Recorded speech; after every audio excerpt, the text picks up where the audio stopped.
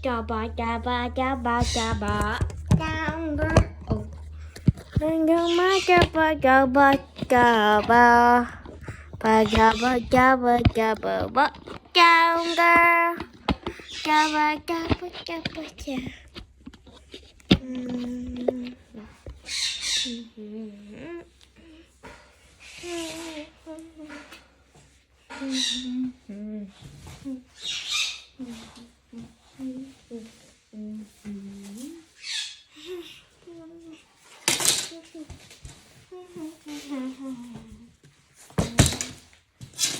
Are you okay, Sigma?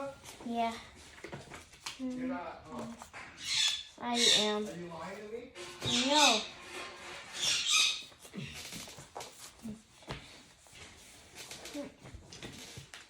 More. The house was abuzz. In came the dress march once again. Down came Maria Dmitrievna, and the tea was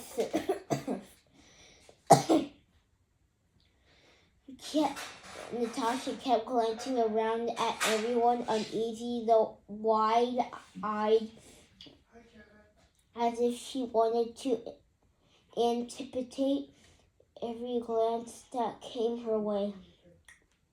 While struggling to keep up a pretense of more after breakfast, always her best time of the day, Marga Dmitrievna seated herself in the armchair and called for Natasha.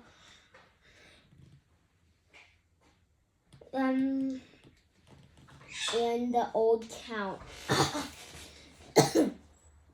Now, listen, friends. I've been thinking things over, and this is my advice to you. She began yesterday, as you know. I want to see Principal Konski. Well, I did manage a little talk with him. He threw fit to shout it at me, but I can shout with the best. I can give as good as I got. But what was he like? Asked the Count. What was he like? He offs his head. He offs his head. He won't just listen. I won't go on. We've given this poor girl enough to worry about. Is oh God.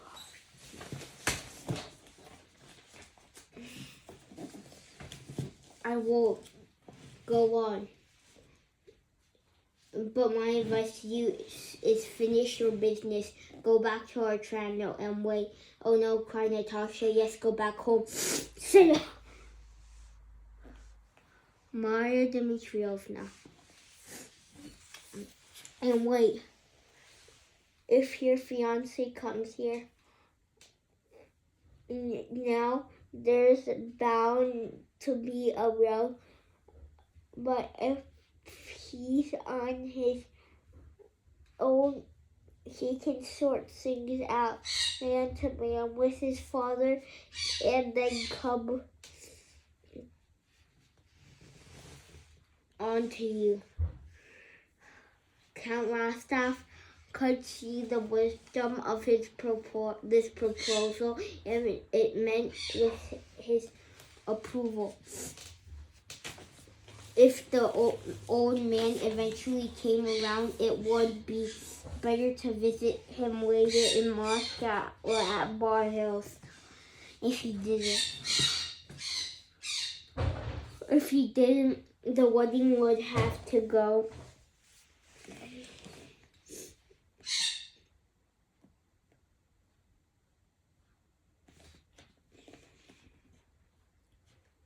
To be at Neutrano. Yes, it's obviously true, she said. Only sorry I went to see him and took here with me, said the Count. There's nothing to be sorry about. Once you were here, you could see him and took her with me," said the Count. "There's nothing to be sorry about. Once you were here, you could hardly avoid paying your respects. If he didn't like it,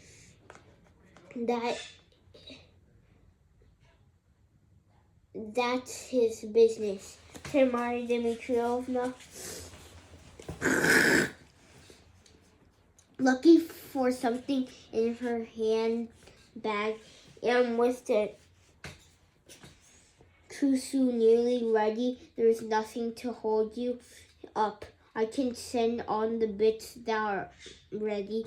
I'll be sorry to see you go, but God bless you."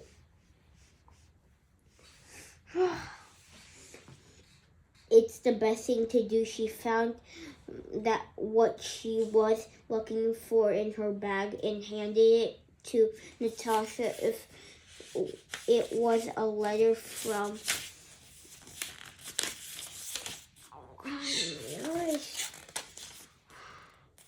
Princess Maria. "She's written to you. She's really suffering, poor girl. She's afraid of you. She might think she doesn't like you." "Well, she doesn't," said Natasha. "Don't talk such nonsense," cried Maria Dmitrievna. "I just don't believe it. No, she doesn't like me," said Natasha, impudently taking over the letter with a look of such cold and grim that Maria Dmitrievna purred at her more sharply and frowned. "Don't answer back, young lady.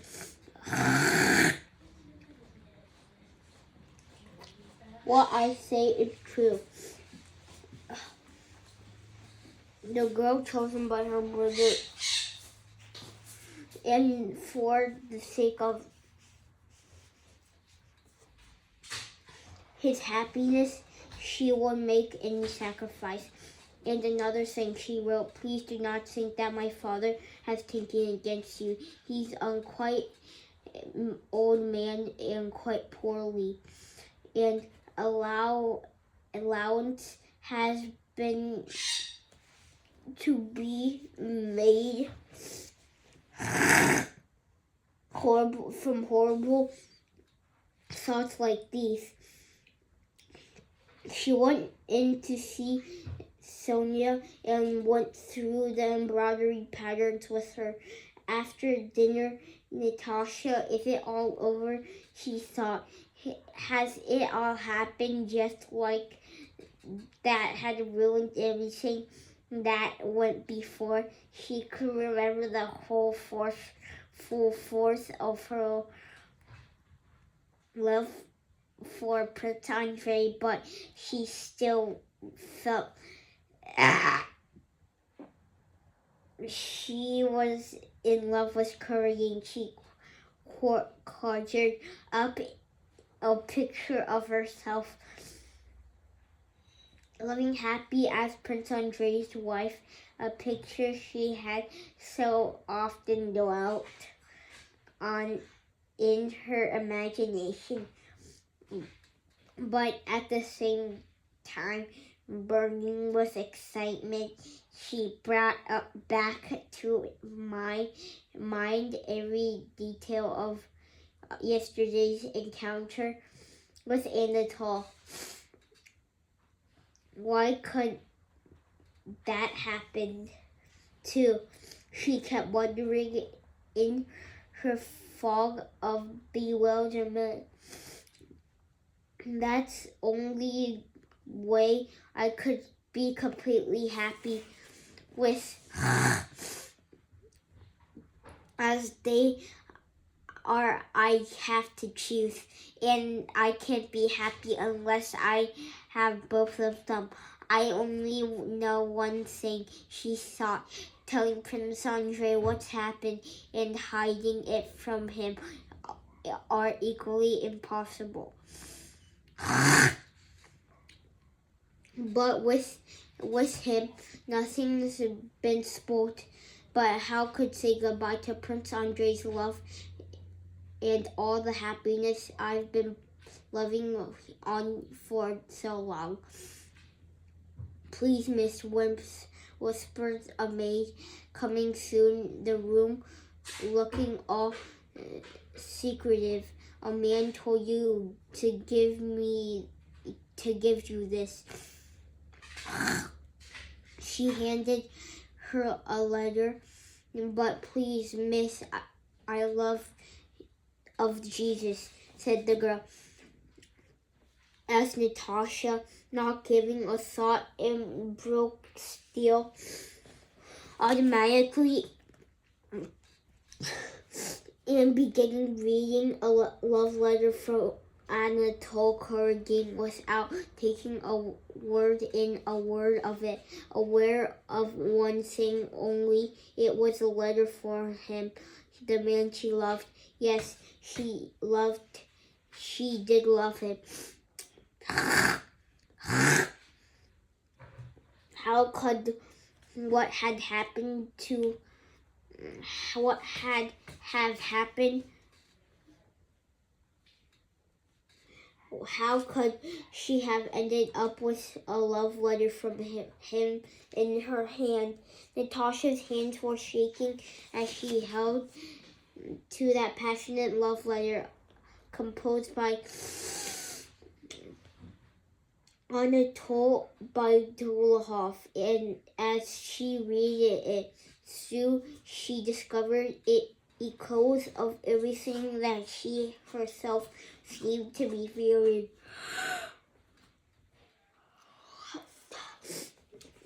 Since yesterday evening, my fate is settled, to be loved by you or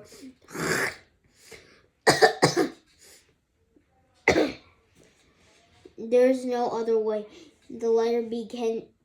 He went on to say that he could reveal only to her in private, but if she loved him, they only had to say the word yes. And no human power could mar their bliss. Love of the conquer all. He would snatch her away and carry her off to the ends of the earth. Yes, I do love him, sighed Natasha, reading the letter for the 20th time and discovering something deep, some new deep meaning in every word. And proposed taking the young ladies with her. Natasha pleated a handkerchief and stayed behind at home. Chapter 15. Late at night when she got back, went to Sonia's room, and her surprise found her a feast asleep on the sofa, still dressed on the table. Next day to her lay the Anatole's letter open. Sonia picked it up and read it. As she read, she kept glancing down at Natasha, who was still asleep, watching her face in his hope of discovering some explanation of what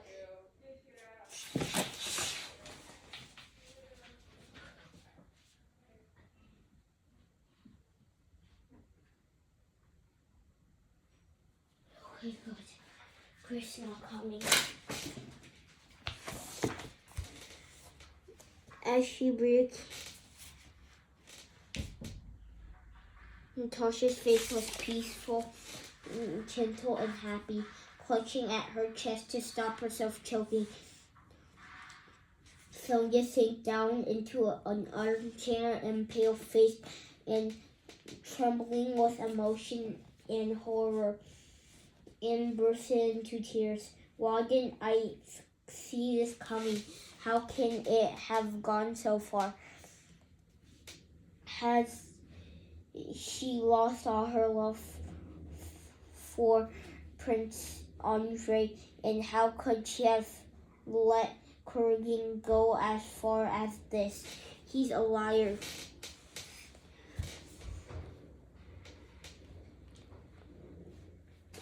So that's what it meant when he had that funny look on her face. All determined and excited the other day and yesterday and today, thought Sonia. But she can't possibly have fallen in love with him. She's probably opened that letter without knowing who it was from. She probably feels insulted by it. Surely she should. Yeah? Are you still reading? Yeah? Good job. Love you. Love you. She couldn't do that. Sonia wiped away her tears and went over to Natasha, looking closely at her face again. Natasha, she said in barely audible voice. Natasha woke up and saw Sonia. Oh, you're back. And with the warm impulsiveness that can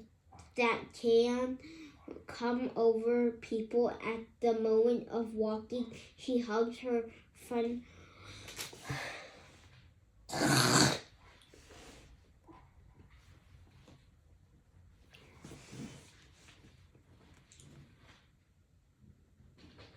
But when she saw Sonia's embarrassment, she was embarrassed too and suspicious. Sonia, you've read the letter, haven't you? She said. Yes, said Sonia softly. Natasha gave a smile. No, Sonia, I can't go on like this, she said. I can't hide it from you any longer. You know we love each other, said Sonia, darling. He right, Sonia. Sonia giggled at Natasha as if she couldn't believe her ears. What about Bolkonsky? She said. Oh, Sonia, oh, if you know how happy I am, said Natasha. You don't know what love, but Natasha, what do you mean to say it's all over? Natasha gazed wide at Sonia if she didn't understand the question. Are you breaking it off with Prince Andrei? Said Sonia. Oh, you don't understand. Don't talk nonsense. Just listen, said Natasha with a flash or irritation. No, I don't believe it, repeated Sonia. I can't understand you. Look, you've been in love with the man for a whole year, and now suddenly, I mean, you've only seen him 3 times. Natasha, I don't believe it. This is some kind of joke. 3 days and you've forgotten everything in 3 days, said Natasha. I seem to have been in love with him for 100 years. I'm sure I've never been in love before. You won't understand, Sonia. Wait a minute. Come and sit here. Natasha hugged and kissed her. I've heard it can happen this way. You probably have to, but this is the first time I've felt love like this. It's not what I felt before. The moment I set on eyes at him, he was my master and I was his slave. I couldn't help loving him. Yes, his slave. I'll do whatever his commands. You wouldn't understand. Well, what can I do? What can I do? Said Sonia. Said Natasha. Her face filled up with rapture and alarm. Oh, God.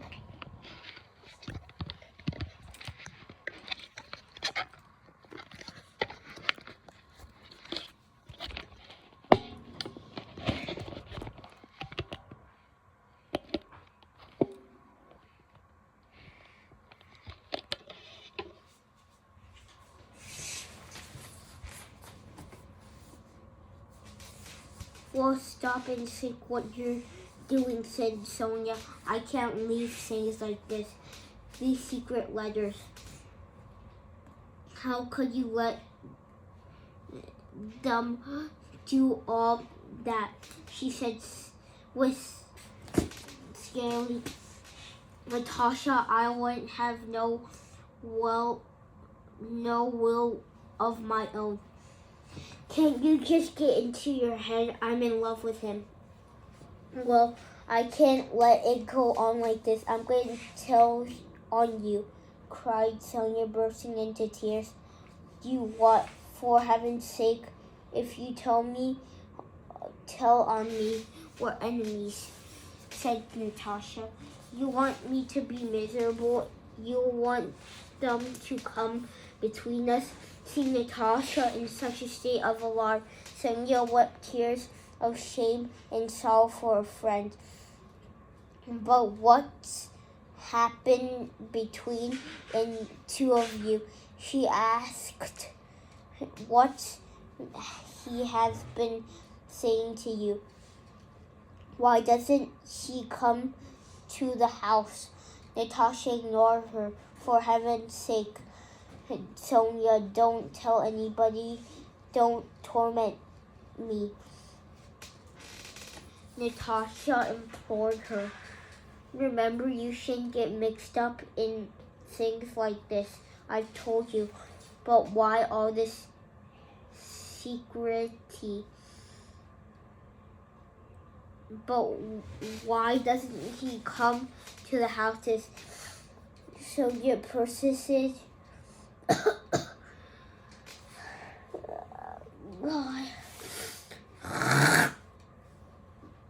If there were any reasons, she started to sing, said Natasha, anticipating. Her misgivings interrupted in some alarm. Sonia, you can start having the doubts about him. You really can't. Don't you see that? She cried. Does he love you?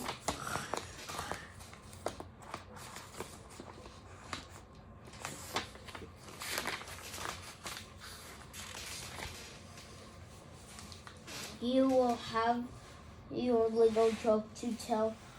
To hell with you. Do you hear that? Said Anatole, frowning. I'm not in the mood for your stupid jokes. And he walked out of the room. As he did so, Dolokhov was smiling aloft and rather contemptuous smile. Hang on a minute. He called after Anatole. I'm not joking. This is serious. Come back in here. Come on. Anatole came back into the room, trying to concentrate as he looked at Dolokhov and obviously irrelevant, reluctant to submit. Listen, I'm saying this for the last time. Why would you want to joke with you?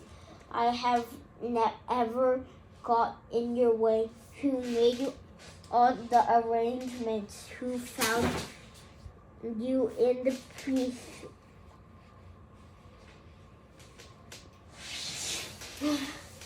I did this.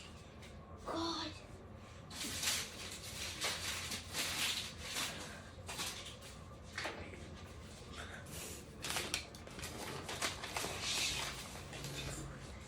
Well, that runs out Anatole. Look what I cut for the birds. Nice. Love you. Love you. To hell with you, said Anatole.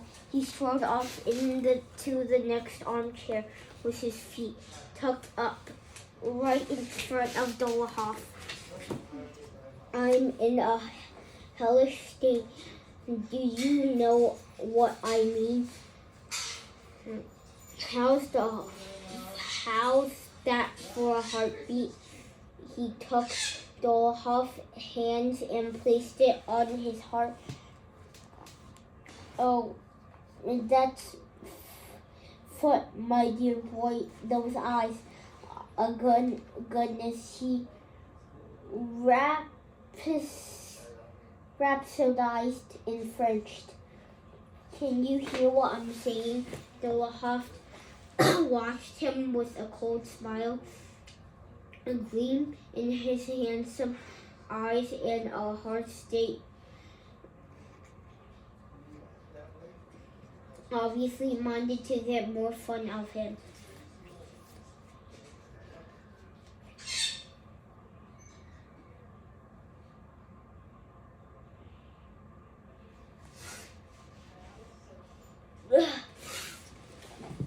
Will the running man out, eh?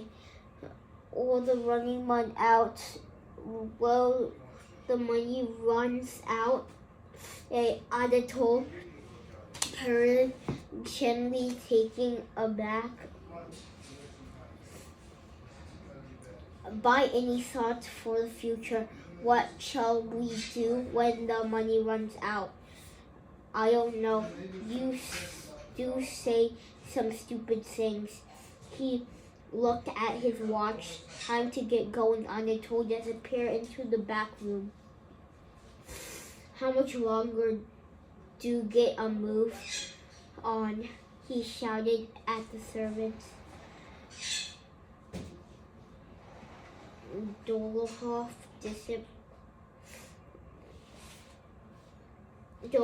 cleared away the money, called a servant, and told him to fetch something to eat and drink before the journey, and then went through to where Kuzviskov and Marlowe were sitting.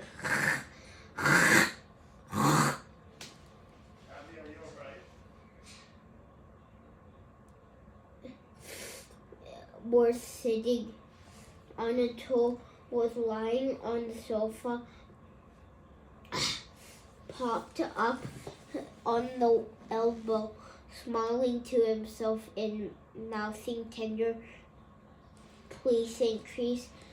Come in here and have a bite to eat and a drink, Dolohoff called from the next room.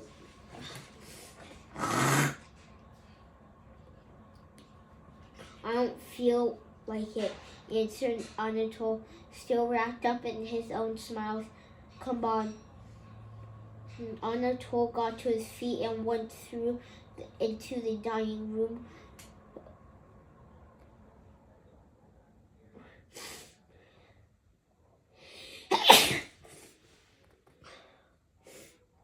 More than once, when Anatole's regiment had been stationed at Trevor,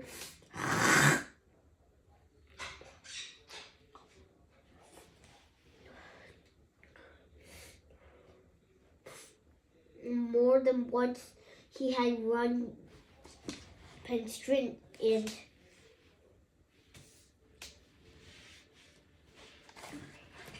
more than driven him around to the gossips, the little ladies, as some called them, on board. More than once he had run and other vehicles off the Moscow roads in their service, always relying on his gentlemen, as he called them, to get him out of trouble.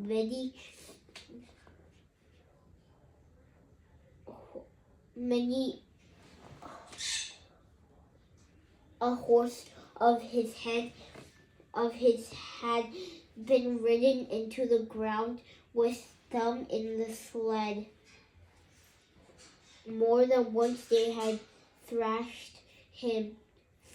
More than once they had got him drunk on champagne, which was much to his taste. And he knew things about both of them that would have dispatched any ordinary man to ages ago. They often brought backlaw in an ordinary man to zebra ages ago, and they often brought in on things when they were out on the town, getting him to drink, and in thousands in their service he risked his life and his skin 20 times a year. And he wore out of war horses and then their over-generous payments could ever make up for. But he liked him. The furious pace of their driving, they could cover 20 miles an hour and a half, like driving coachmen off the road and running down in Moscow and hurrying along the Moscow streets. He liked to hear the wild shouts and drunken voices behind him yelling.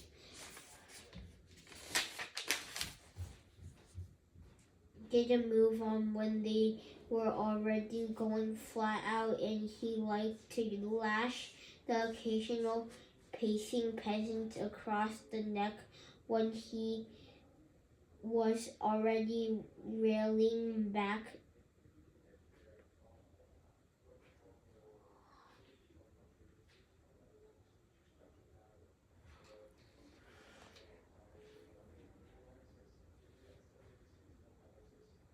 untaught and Dolokhov like Bakla.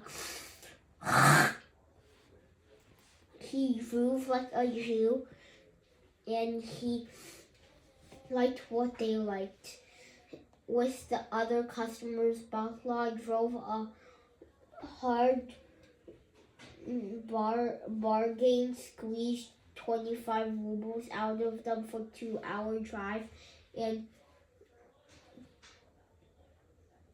but when it came over to his own gentleman, he always did no. And he never asked for payment. Only 2 or 3 times a year, when he happened to know through their valets there was money around, would he turn up in the morning quite sober and down and ask him to help him out. The gentleman always invited him to sit down. I was wondering whether you might like to be able to oblige Fyodor horses. And I need to go to the fair. If you could just lend me something, whatever you can manage. And whenever they were in funds on the told, and Dolokhov would give him 1,000 or 2. Bala was fair-haired, short-snubbed,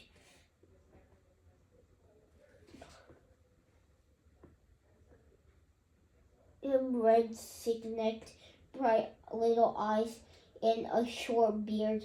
He would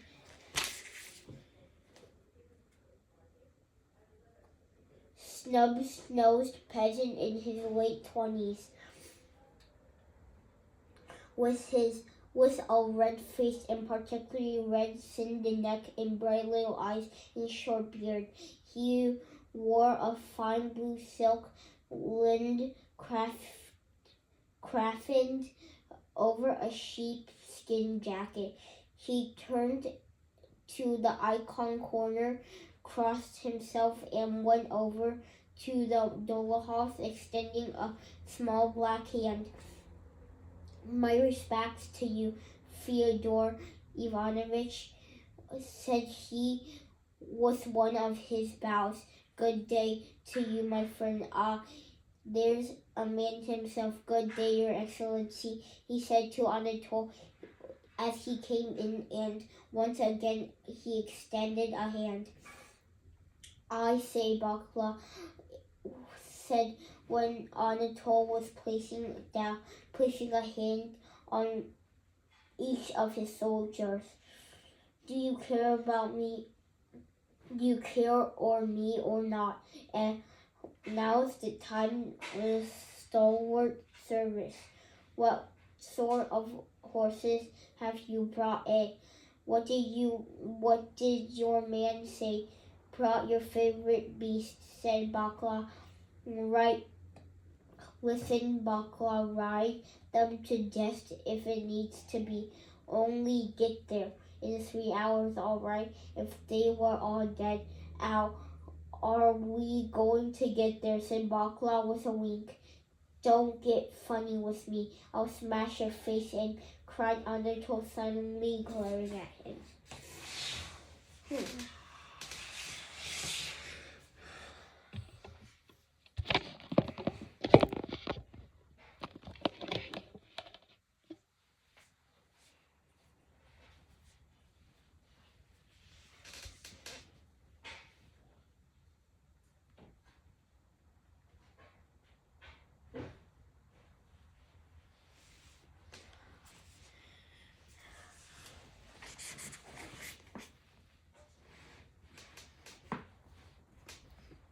Just my little joke, chuckled the driver. Do anything for my gentleman. I would. I will get you there as fast as the horses ever galloped. All right, said Anatole. Come down and sit down. Sit down here, said Dolhoff. I'll stand, Fyodor Ivanovich. Nonsense. Sit down and have a drink, said Anatole, and he poured him out a sniff glass of Madeira.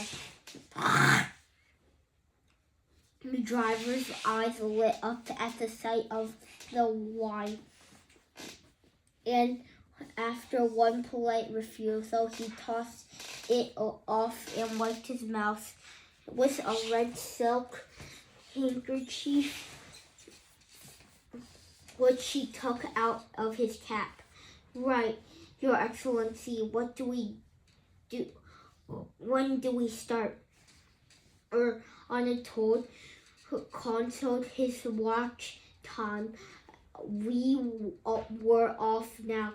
Listen to me, Bala. You will get us there in time. Oh yes, set off to a good start, and we'll get there. All right, said Bakla. Got you to Tever, didn't we? In 7 hours, I'll bet you've not forgotten that, Your Excellency. Did you know, one Christmas I drove back from Tur, smiling at the memory of it. Anatole was talking to Macron, who gazed back, lost in admiration. It was incredible. Marco, who flew whole way, who you could hardly breathe, crashed. We crashed into a line of wagons and jumped 2 of them. How about that? They was real horses, said Bakla, picking up the story. 2 young uns at the side, and that bay was shaft. He turned to Dolokhov, and you won't believe it, sir, 40 miles. Them beasts galloped. There was no holding 'em back. Me hands was frozen stiff was that cold.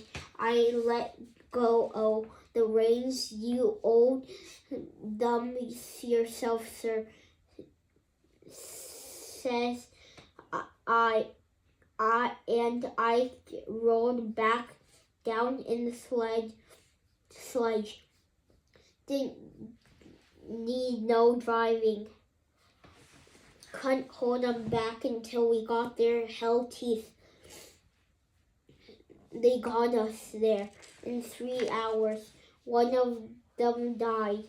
I'm on the left. Anna told the room and came back a few minutes later wearing a fur jacket with a silver belt and sabled tower and a genuinely angle a good match for his handsome face, and he paused for a look of a mirror and then turned to Dolohoff with the same mirror pose in a look of glass of wine. Well, Fieda, I'll say goodbye. Thanks for everything, and goodbye, said Anatole. Well, now, comrade friends, he thought for a moment of my mouth. Goodbye to you all. Yeah, he had turned to Mark and the others. Although they were all going with him, Anatole evidently wanted to turn this address to his comrades into a moving and solemn ceremony. His speech was loud and measured. His chest was square, and he was swinging one of his legs. Raise your glasses, everybody. You too, Bakla. So, comrades, friends of my youth, we've had some fun together, seen a bit of my life, had lots of fun. Haven't we just? When shall we meet again? I'm off abroad. We've seen a bit of goodbye. So goodbyes, boys. I drink to you, hurrah. This said, he drained his glass and smashed it on the floor. Your health, said Bakla. He drained his glass and wiped his lips on the handkerchief. Markland embraced Anatole's was in his eyes. Oh, dear Prince, it breaks my heart apart from you, he said. Come on, let's get going, shouted Anatole. Bakla was halfway out of the room. No, hang on, said Anatole. Shut the door. We have to sit down. That's the way. The door was closed and they all sat down. Right, boys, quick march. And Anatole to his feet. Joseph, the valet, handed Anatole his sabriche and sabri, and they all went into the hall. What about the coat? Said Dolohoff. Ignatius slipped over to Maria and asked her for the stable coat. I've heard what elopements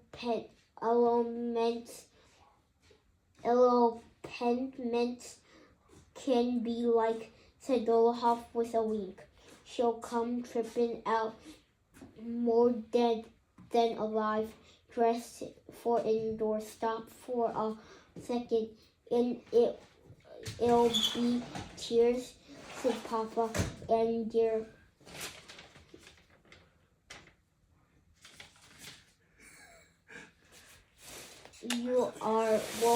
You're welcome, I'm sure, she said, visibly afraid of her master, but ruling the loss of her coat.